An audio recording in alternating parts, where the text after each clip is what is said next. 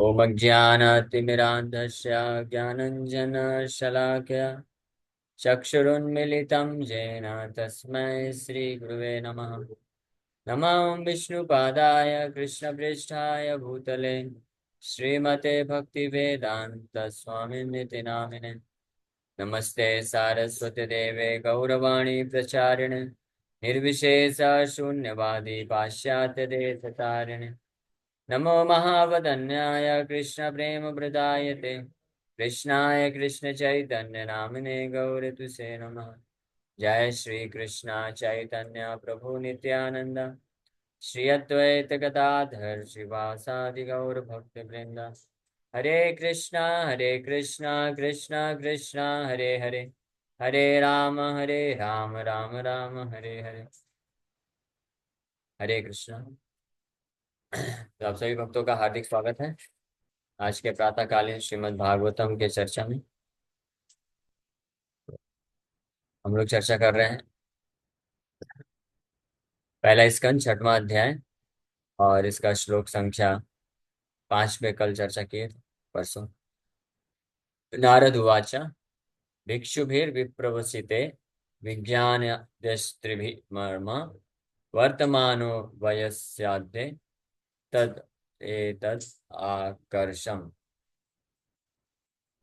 तो नारद मुनि से श्रील व्यास देव जी इंक्वायरी किए, जिज्ञासा किए कि कैसे उन शुद्ध भक्तों के द्वारा दिव्य ज्ञान को, ये तमाम ज्ञान प्राप्त करने के पश्चात आप वो जब चले गए तो आपने किस प्रकार से जीवन यापन किया, कैसे आपको ये दिव्य शरीर मिला, आपने जीवन कैसे पास, समय को कैसे व्यतीत किया, ये जिज्ञासा किए। नारद मुनि इस प्रकार से वर्णन करते हैं। Sri Narad said, the great sages who had imparted scientific knowledge of transcendence to me departed for other places and I had to pass my life in this way. वो महान वैष्णव, शुद्ध वैष्णव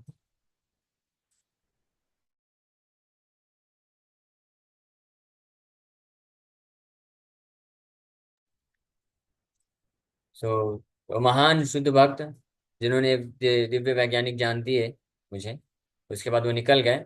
मैंने इस प्रकार से जीवन यापन किया। अब नारद मुनि वर्णन कर रहे हैं। एकात्मजा में जननी योषिन मूढ़ा च किंकरी मय्यात्मजे गतौ चक्रे स्नेहानुबंधनम। I was the only son of my mother, who was not only a simple woman but a maid servant as well. Since I was her only offspring, she had no other alternative for protection. She bound me with the tie of affection. बता रहे हैं, एक आत्मजा, having only one सन। मैं अपनी माता का केवल एकमात्र इकलौता पुत्र था। हाँ।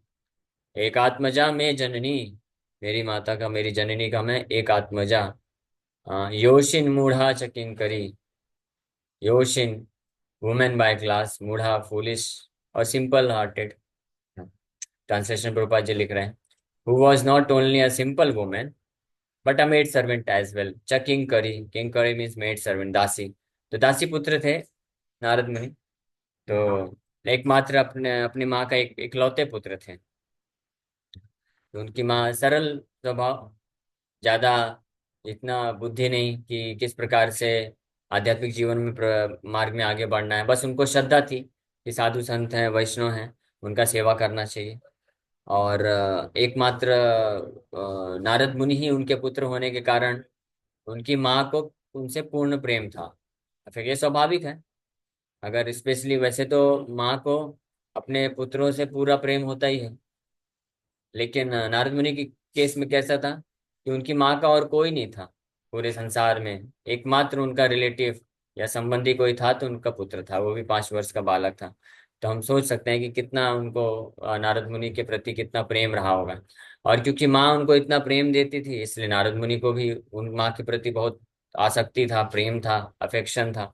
हाँ। तो इसलिए योशिन मूढ़ा चकिंग करी मई आत्मजे अनन्य गतौ। मई मतलब टू मी, मेरे मेरे प्रति, आत्मजे क्योंकि मैं उनका पुत्र था, अनन्य गतौ one who has no alternative for protection. अनन्य गतौ मतलब मेरे सिवा और उनका और कोई नहीं था इस संसार में। अगर वो जी रही थी, कुछ भी कर रही थी तो मेरे कारण ही जी रही थी, मेरे मेरे लिए ही कर रही थी। और उनका सहारा भी मेरे सिवा कोई नहीं था। मैं ही एकमात्र उनको सुरक्षा और प्रोटेक्शन और प्रेम प्रदान करने वाला एकमात्र व्यक्ति था। अनन्य गतौ, इसने बोल रहे हैं मई आत्मजे अनन्य गतौ चक्रे स्नेह अनुबंधनम। और इसी कारण से ये स्नेह अनुबंधनम, टाइड बाय अफेक्शनेट बॉन्डेज, ये स्नेह पाशम दृढ़म इदम छिंदी, स्नेह अनुबंधनम। अनुबंधनम मतलब कंटिन्यूअस, ऐसा प्रेम का बंधन बन चुका था मुझ में और मेरे माँ के प्रति, जो कंटिन्यूअस बढ़ता रहता था। और कोई अन्य किसी वस्तु व्यक्ति के प्रति हमारा वो स्नेह नहीं था, हम एक दूसरे के लिए थे। मैं अपनी माँ के लिए सब कुछ था और मेरी माँ मेरे लिए सब कुछ थी, ऐसा नारद मुनि बता रहे हैं। लेकिन ये जो स्नेह है, स्नेह पासम भागवत में कई जगह बताया गया, यही बंधन का कारण होता है। स्नेह पासम इदम इदम छिंदी। हाँ, कुंती महारानी प्रार्थना करती हैं, स्नेह पासम, कहाँ गया श्लोक, आया नहीं, गूगल बाबा फेल हो गया। ठीक है, किसी को अगर श्लोक मिले सर्च कर सकते हैं। पहले स्कंद के 8वें अध्याय का 18 नंबर श्लोक से लेकर 40 नंबर श्लोक के बीच में कोई ये श्लोक आता है, कुंती महारानी प्रार्थना करते हैं। चैट बॉक्स में लिख सकते हैं तो हम लोग इसको रेफर कर लेंगे। तो कुंती महारानी यही चीज बोलती हैं। कुंती महारानी के साथ भी ऐसे ही था ना, उनके पति का जब देहांत हो गया था, तो उनके पंच पांडव पुत्र ही एकमात्र उनके सब कुछ थे। तो कुंती महारानी के तो फिर भी उनके भाई थे वसुदेव जी, कृष्ण थे उनके भतीजे के रूप में, और और अन्य भी कई सगे संबंधी थे। लेकिन फिर भी कुंती महारानी बोलती है कि मेरे को पांडवों के प्रति इतना स्नेह है, अपने बच्चों पांच पंच पांडवों पुत्रों के प्रति बहुत स्नेह है कृष्णा। और वो जो स्नेह है वो बाधक बन रहा है आपके प्रति स्नेह को विकसित करने के लिए। हाँ, क्योंकि शेयरिंग हो जाएगा ना। हाँ, जैसे कोई गाड़ी में अगर शेयरिंग करके जाएगा तो उसको एक एक सीट मिलेगी सबको, पूरा गाड़ी क्लेम नहीं कर सकता है। उसी प्रकार से हार्ट शेयरिंग अगर कर देंगे तो 100% सरेंडर भगवान को कैसे होगा। फुल सरेंडर केवल भगवान के प्रति प्रेम और पूर्ण आसक्ति प्राप्त करने के लिए हमको अन्य जगह से आसक्ति और प्रेम को नष्ट करना पड़ेगा, यही एकमात्र तरीका है, अदरवाइज पॉसिबल नहीं है। तो कुंती महारानी, पंच पांडव तो भगवान के शुद्ध भक्त हैं, अर्जुन भगवान के सखा हैं। अर्जुन, कृष्ण बोलते हैं अर्जुन को कि आप मेरे से अभिन्न हो, मेरे जैसे ही हो। उद्धव को भी भगवान बोलते हैं। और गीता में भगवान बोलते भी हैं, पांडवा नाम धनंजय, पांडव में मैं धनंजय हूँ। इतने खास होने के बावजूद भी कुंती महारानी ऐसे प्रार्थना क्यों कर रही है कि मेरा पांडवों के प्रति, पांडुषु वृष्णिषु, पांडवों के प्रति भी आसक्ति खत्म कर दो भगवान। और वृष्णिषु मतलब अपने मायके वालों के प्रति भी मेरी आसक्ति खत्म कर दो। क्या कारण है? वो कुंती महारानी जान रही है कि जितनी मात्रा में 50% पांडवों के प्रति हो गए, 50% वृष्णिषु मायके वालों की तरफ हो गए, बचे क्या, जीरो बचा। भगवान आपके प्रति कैसे आसक्ति होगी? या इधर 30% 40% भगवान के प्रति केवल 20-30% हो जाएगा। लेकिन भगवान क्या बोलते हैं, अनन्य मनसो, भगवान एक्सक्लूसिव लवर है। कृष्ण केवल उसी के हृदय में पूर्ण रूप से आके विद्यमान हो सकते हैं, सनातन रूप से अपने चरण कमलों में पूर्ण आश्रय दे सकते हैं, प्रेम दे सकते हैं, जो 100% केवल कृष्ण के चरण कमलों में आसक्ति विकसित करेगा। हाँ, इसलिए प्रभुपाद जी बोलते हैं कि अगर हमको एक रसगुल्ला खाने का भी इच्छा रह जाएगा मृत्यु के समय में, तो हमको वापस से जन्म लेना पड़ेगा। भगवान वापस से चांस देंगे, जाओ एक रसगुल्ला खाने का तुम्हारा इच्छा रह गया था, है ना, गोल गोल तो खाए थे, लेकिन वो जो टेढ़ा वाला रसगुल्ला था वो तुमको मिल नहीं पाया था। तो तुमने इच्छा रखा था कि ये टेढ़ा वाला रसगुल्ला भी एक बार टेस्ट करके देखूं। टेस्ट वही आएगा, कोई खास अंतर नहीं है। लेकिन दिखावटी रूप से भ्रम इतना उत्पन्न होता है कि लगता है हाँ ये टेढ़ा वाला रसगुल्ला शायद ज्यादा मीठा होगा, हाँ ये गोरा वाला उतना टेस्ट किया, लेकिन ये काला वाला रसगुल्ला अच्छा लग रहा है, खोवे का है बताया गया, है ना। एक बार टेस्ट किया, है ना, खोवे का रसगुल्ला जानते हैं ना, तो गुलाब जामुन खाया है अच्छा लगता है। अच्छा लगता है, हाँ फंस गया, फिर से जन्म लेना पड़ेगा। तो वो काला वाला गुलाब जामुन मुझे खाना है। अब वो करते करते शरीर छोड़ दिया, और फिर काला वाले गुलाब जामुन की फैक्ट्री में तुम्हारा जन्म हो जाएगा, शॉप में। और फिर वो बेच बेच के जब पूरी तरह से विरक्ति हो जाएगी, फिर अन्य आसक्ति प्रकट हो। इस प्रकार से हजारों हजारों आसक्ति हृदय में भरी पड़ी है।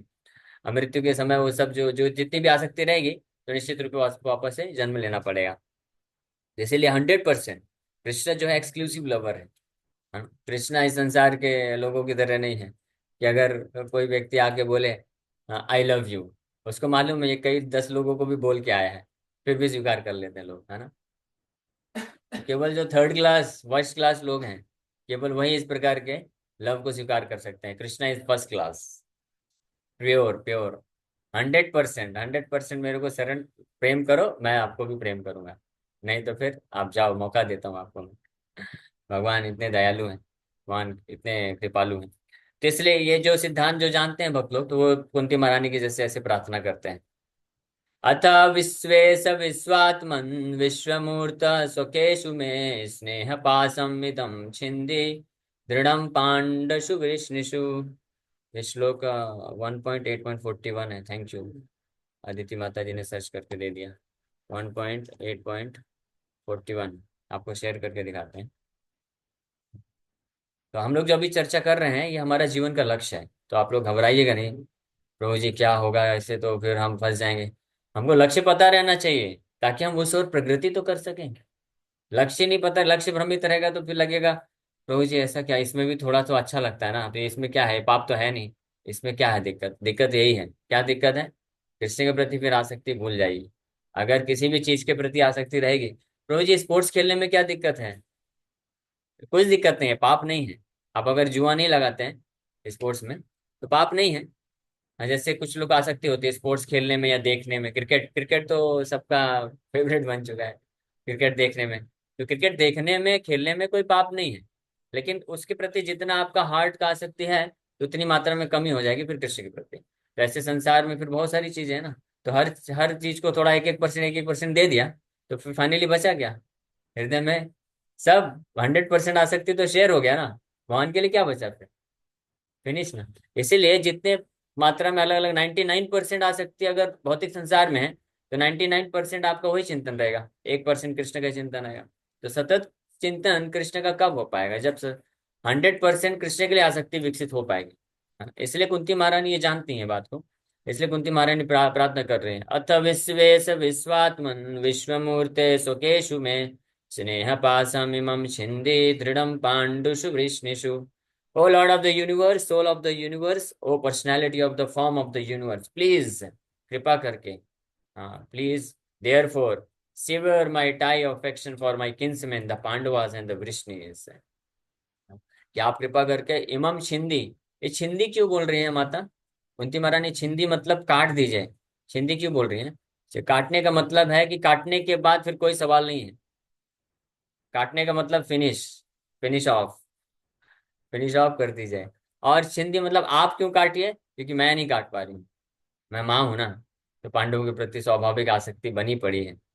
हालांकि वो शुद्ध भक्त हैं, लेकिन फिर भी मेरा जो भावना है उनको भक्त के रूप में देखने से ज्यादा किसे अपने पुत्र के रूप में देखने का है। इसलिए कुंती महारानी बोल रहे हैं भक्तों के प्रति आसक्ति होना उचित है। भक्तों के प्रति, भगवान गुरु के प्रति, आचार्यों के प्रति, साधुओं के प्रति आसक्ति रख सकते हैं अगर, क्योंकि वहां पे भक्त का भावना है ना कि कृष्ण के भक्त हैं, इसलिए उनको इस भावना से हम आसक्ति रख सकते हैं, वो कृष्ण के लिए आसक्ति होने के बराबर होता है।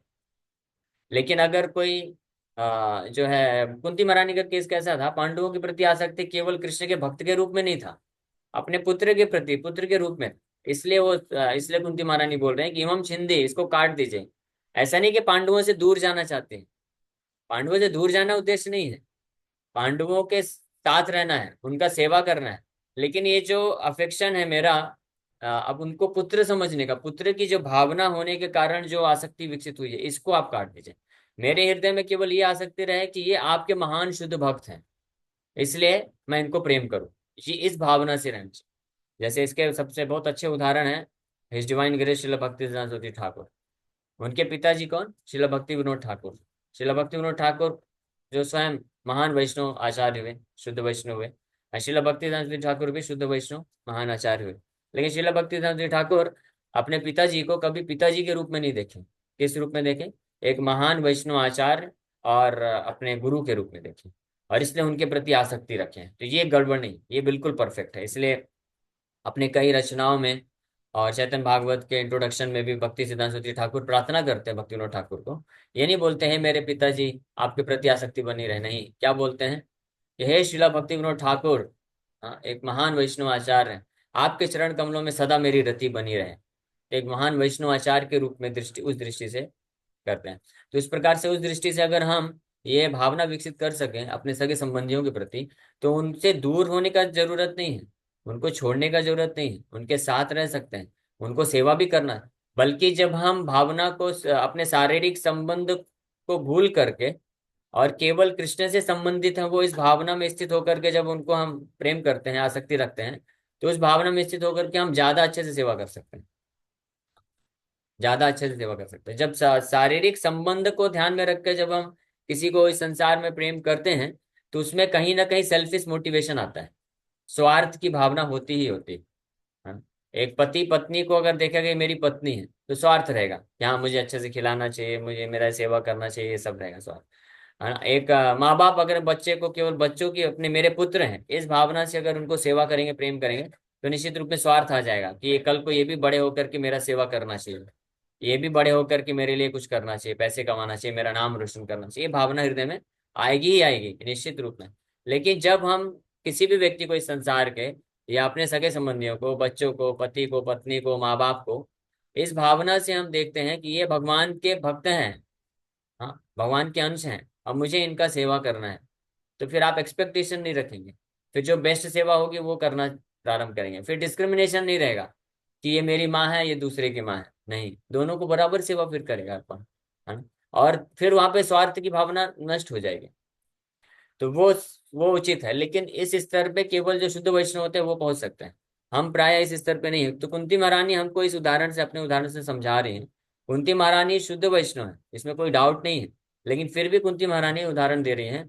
कुंती महारानी बोलती हैं भगवान को कि मैं तो स्त्री हूँ, मेरे पास ज्यादा बुद्धि नहीं है, इसलिए मैं बहुत ज्यादा शास्त्र के सिद्धांत को समझ नहीं सकती हूँ, इसलिए आप कृपा करिए, मैं आपको प्रार्थना कर रही हूँ कि आप इमम छिंदे, ये आसक्ति को काट दीजिए।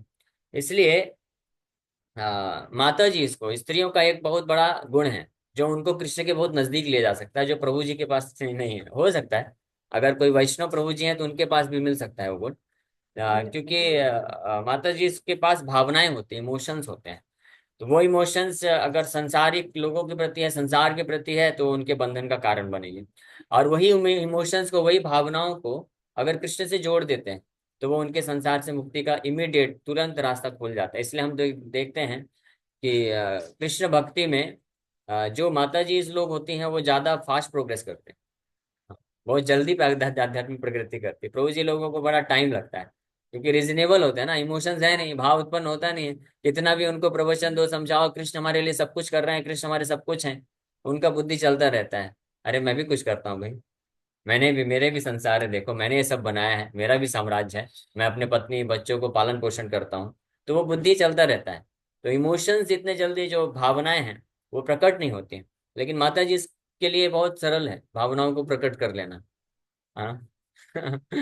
भौतिक स्तर पर भी देखते हैं, तुरंत भावनाएं प्रकट हो जाती है। इसलिए इसलिए बोला गया है कि माता जी, क्योंकि उनकी भावना, इमोशंस ज्यादा होते हैं, भावनाएं ज्यादा होते हैं, इसलिए उनको हमेशा एक प्रभु जी के सुरक्षा में रहना चाहिए, है ना? छोटी बच्ची रहती है तो पिता के संरक्षण में रहती है, जब बड़ी होती है तो पति के संरक्षण में रहती है, और जब बूढ़े और बड़ी हो जाती है तो अपने बड़े पुत्र के संरक्षण में रहती है। तो इससे क्या होगा कि वो हमेशा सुरक्षा बनी रहेगी।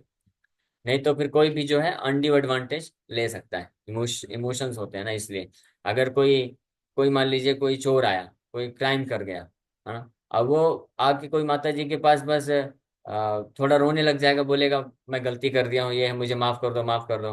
तो माँ का हृदय जो है, जो माता जी, उनका हृदय पिघल जाएगा, बोले ठीक है छोड़ दो, है ना? लेकिन प्रभु जी के सामने ये सब नहीं चलेगा, वो बोले तूने गलती किया है, चल तेरे को पुलिस के सामने लेके चलता हूँ, पुलिस के पास लेके। इसका उदाहरण है द्रौपदी माता खुद है।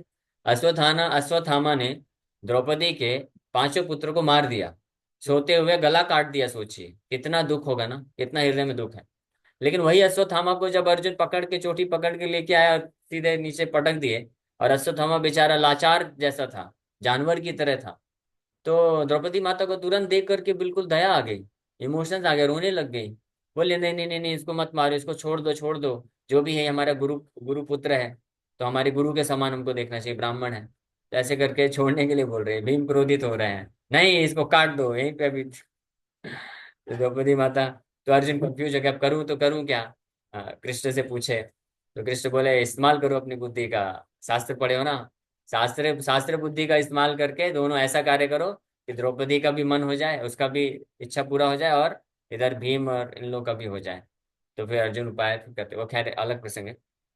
तो इस प्रकार से, हाँ, जरूरत भी है, प्रसंग बोल दीजिए तो अच्छा बता बता देता हूँ, ठीक है।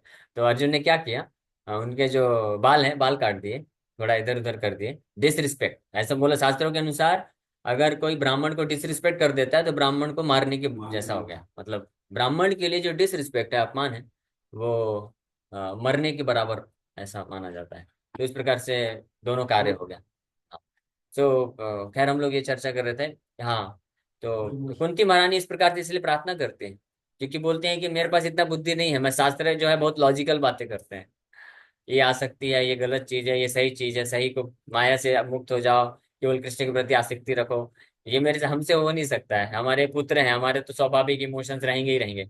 तो माय डियर कृष्णा, इसलिए आप ही काम करिए, आप ये आसक्ति को नष्ट करिए। कैसे आसक्ति को नष्ट करें, वो अगले श्लोक में फिर माता बोलती हैं कि आप, आपके प्रति जो, अगला श्लोक भी रेफर कर देते हैं, आपके प्रति मेरी दृढ़मति विकसित करवा दीजिए आप बस। त्वयि मे अनन्य विषया मतिर्मधुपते असकृत रतिम उद्वता दद्धा गंगेवघम मुदन्वती। O Lord of Madhu, as the Ganga forever flows to the sea without hindrance, let my attraction be constantly drawn unto you without being diverted to anyone else. माता बोलती हैं कि हे मधुपति, मधुपते, जिस प्रकार से गंगा बिना किसी बाधा के, हाँ, पहाड़ से निकल के आती, हिमालय से निकल के आती है और समुद्र में मिल जाती है, उसी प्रकार से मेरा जो मति है, मेरा जो अट्रैक्शन है, रति और मति जो है, आपके चरण कमल में बिना किसी बाधा के चला जाए। और let it not be diverted to anyone else, अन्य किसी व्यक्ति के लिए डाइवर्ट ना हो। ये प्रार्थना माता कर रही है। तो इसलिए हमारे लिए हो सकता है संभव ना हो कि हम भौतिक आसक्ति को गिव अप कर पाए, और वास्तव में संभव है भी नहीं। कोई भी व्यक्ति में इतनी शक्ति नहीं है कि वो जो मटेरियल अटैचमेंट्स हैं, स्पेशली किसी व्यक्ति के प्रति जो आसक्ति है, व्यक्ति तो छोड़िए, वस्तुओं के प्रति आसक्ति हो जाती है, उसको छोड़ नहीं पाते हैं लोग। हाँ, है ना, लोगों के जो पुराने इस्तेमाल किए हुए वस्तुएं होती हैं, कपड़े होते हैं, वो छोड़ते नहीं है। कुछ लोग जो है अपने 5 साल 6 साल के कपड़े संभाल के रखते रहते हैं, याद करते रहते हैं, लेकिन अरे जब मैं बचपन था मैं ये कपड़े पहनता था। वो कपड़ा फट चुका है, कोई यूज का नहीं है, लेकिन फिर भी लोग संभाल के रखते हैं। देखो 50 साल पहले मैंने ये कपड़ा पहना था, ये हार पहना था, और मेरे मेरे इस प्रिय व्यक्ति ने मेरे को ये पहला गिफ्ट दिया था। इस प्रकार के तो वस्तु के प्रति भी आसक्ति तो को त्याग कर पाना बड़ा मुश्किल है, दुर्लभ है। हाँ, तो व्यक्ति के प्रति आसक्ति को कौन गिव अप कर सकता है, इम्पॉसिबल है। इसलिए एक एकमात्र उपाय क्या है कि हम ये न केन प्रकारेण मनः कृष्ण निवेशयेत। अगर हम किसी न किसी प्रकार से कृष्ण के प्रति आसक्ति विकसित कर लें तो ऑटोमेटिकली संसार के वस्तु और व्यक्तियों और स्थान परिस्थिति के प्रति आसक्ति जो है अपने आप नष्ट हो जाएगी। यही एकमात्र उपाय है। और माता कुंती इसलिए इसको जानती हैं, इसलिए उन्होंने भगवान को प्रार्थना किया कि आपके प्रति तो ही अनन्य भाव है ना, आपके प्रति अनन्य जो है मेरा आसक्ति विकसित हो जाए। तो ये स्नेह, स्नेह पासम, स्नेह रूपी जो रस्सी है, बहुत बहुत ही ज्यादा डेंजरस है, बहुत ही ज्यादा प्रभावशाली है, जो इस संसार में हर किसी को फंसा के रखे। स्नेह अहम ममेति, दो प्रकार का स्नेह है। एक तो अहम मतलब अपने आप को शरीर समझना, इस शरीर के प्रति स्नेह आसक्ति, और फिर शरीर से संबंधित लोग और वस्तुओं के प्रति आसक्ति। ये दो प्रकार की आसक्ति के पास बंधन में फंस करके व्यक्ति जो है उसी प्रकार से बारंबार जन्म लेता है। जिस प्रकार से जो मधु होता है, मधुमक्खी जानते हैं ना, वो फूलों में जा जाके रस लेता है।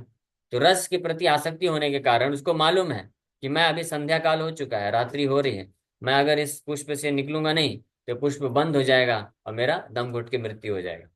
तो उसी प्रकार से व्यक्ति इस भौतिक संसार में अपने शरीर और शरीर से संबंधित लोगों और वस्तुओं के प्रति आसक्ति को मेंटेन करके रखते हैं, बना के रखना चाहते हैं, और इसीलिए क्या हो जाता है, इसलिए वापस से मृत्यु, वापस से जन्म, जन्म। जन्म मृत्यु जन्म मृत्यु। तो जब तक हम किसी भी भौतिक वस्तु व्यक्ति स्थान परिस्थिति के प्रति आसक्ति बना के रखेंगे तो निश्चित रूप में हमको वापस से जन्म लेना पड़ेगा। वापस से जन्म लेंगे तो फिर वही सारा किस्सा चालू हो जाएगा। एक और भी हाँ, A for B, for B for C for D for, ये सब चालू हो जाएगा।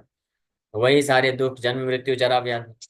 और क्या रिस्क होगा कि जैसे ही जन्म लिए फिर बहुत सारी आसक्ति फिर से बनती जाती है। बहुत सारा अपराध। हाँ, एक आसक्ति को पूरा करने के कारण हजारों आसक्तियां फिर से पैदा हो जाती है। एक कार्य करने के, एक इच्छा पूर्ति करने जाएंगे, हजारों प्रकार की इच्छाएं और जन्म ले लेंगे। इस प्रकार से व्यक्ति जो ऐसा फंसता है जंजाल में कि इम्पॉसिबल है, निकल ही नहीं पाता है। अपने प्रयास से कोई नहीं निकल सकता है। इसलिए एकमात्र उपाय क्या है कि हम भगवान कृष्ण को तीव्रता से आश्रय लें और उनसे प्रार्थना करें कि आपके प्रति ही आसक्ति मेरी जो है दृढ़ता पूर्वक बन जाए। तब हम जो है मुक्त हो सकते हैं। तो ये हमको पता होना चाहिए कि न केवल पापमय कार्यों के प्रति आसक्ति खराब है, गड़बड़ है, बंधन का कारण है, बल्कि पुण्य वाले जो कार्य हैं, जो पाप नहीं है, जिनको अच्छा माना जाता है संसार में, उन वस्तुओं व्यक्तियों के प्रति भी आसक्ति जो है क्या है, खराब है, डेंजरस है। बल्कि पाप वाले जो कार्य हैं उसके प्रति आसक्ति जो है वो तो पाप का कारण, दुख का कारण है, वो तो डेंजरस है ही है। लेकिन उससे ज्यादा भयानक ये होता है ऐसे कार्यों, ऐसे व्यक्ति वस्तुओं के प्रति आसक्ति जो पाप नहीं है, जो रिकमेंडेड है इस संसार में, कि हाँ ये तो बहुत अच्छी बात है, तो होना ही चाहिए, जिसको शास्त्र भी बोलते हैं हाँ होना चाहिए। हाँ, लेकिन शास्त्र बोलते रहे, भगवान कृष्ण नहीं बोलते। भगवान कृष्ण बोलते हैं ऐसे शास्त्रों को त्याग दो। कौन सा श्लोक है वो? त्रैगुण्य विषय वेद निस्त्रैगुण्य भवार्जुन निर्द्वंदो नित्य तत्वस्थो योग निर्योगक्षेम आत्मवान। आत्मवान, आध्यात्मिक स्तर पे उठो।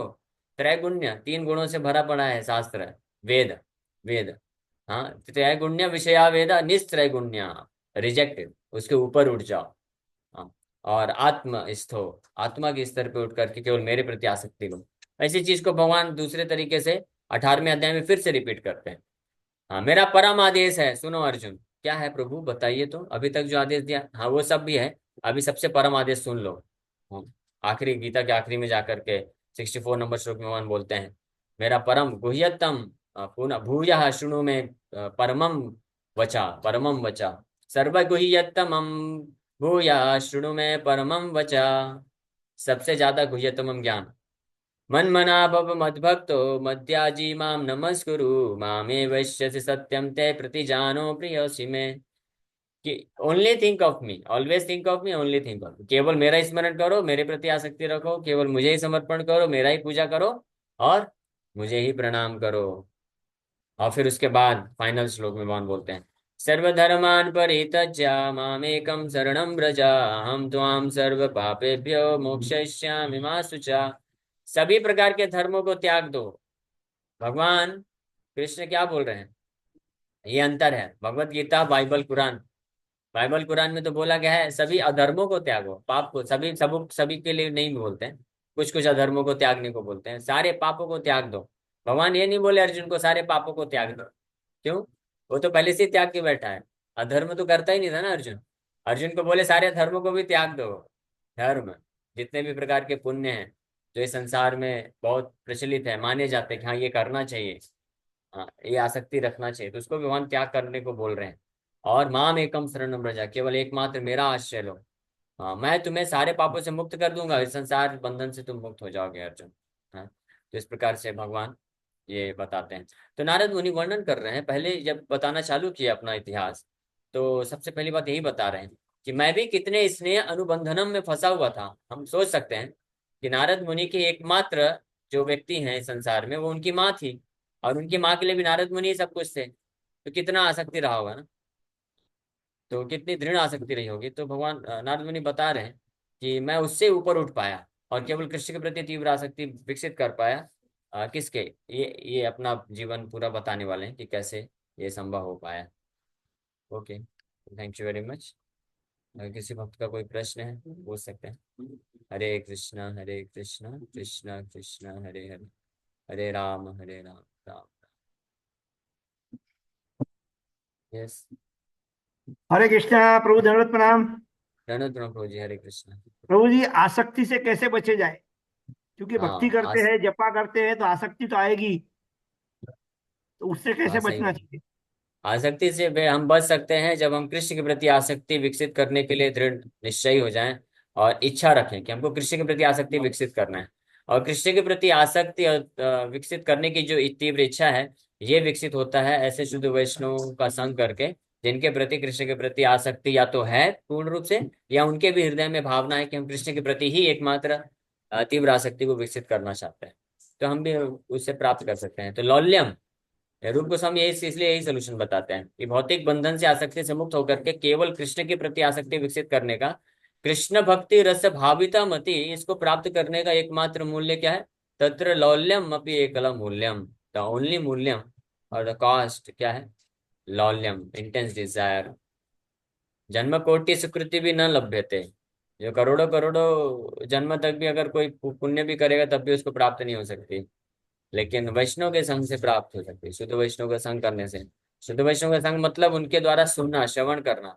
तो कृष्ण कथा को जब हम श्रवण करते हैं भक्तों के माध्यम से, तब हम ये कृष्ण के प्रति आसक्ति को विकसित करने की इच्छा हृदय में प्राप्त कर सकते हैं। और जब वो इच्छा प्राप्त होगी तब हम फिर उस हिसाब से प्रयास करेंगे, और फिर धीरे धीरे कृष्ण की कृपा से उनके प्रति आसक्ति और भौतिक संसार से विरक्ति आ जाएगी। ठीक है, तो ये प्रोसेस, ये थैंक यू। दोनों एक साथ चलता है। हाँ, हमारा जो कार्य है कृष्ण के प्रति आसक्ति विकसित करने का है। जितनी मात्रा में कृष्ण के प्रति आसक्ति विकसित होगी उतनी मात्रा में भौतिक संसार से विरक्ति अपने आप आएगी, आपको कुछ करने की जरूरत नहीं है। विरक्ति का जो कार्य है वो हमारा नहीं है, हमारा कार्य है आसक्ति का, कृष्ण के प्रति आसक्ति प्राप्त करने का कार्य। थैंक यू प्रभु, दंडवत प्रणाम। हरे कृष्णा, धन्यवाद। और कोई भक्त का कोई प्रश्न है?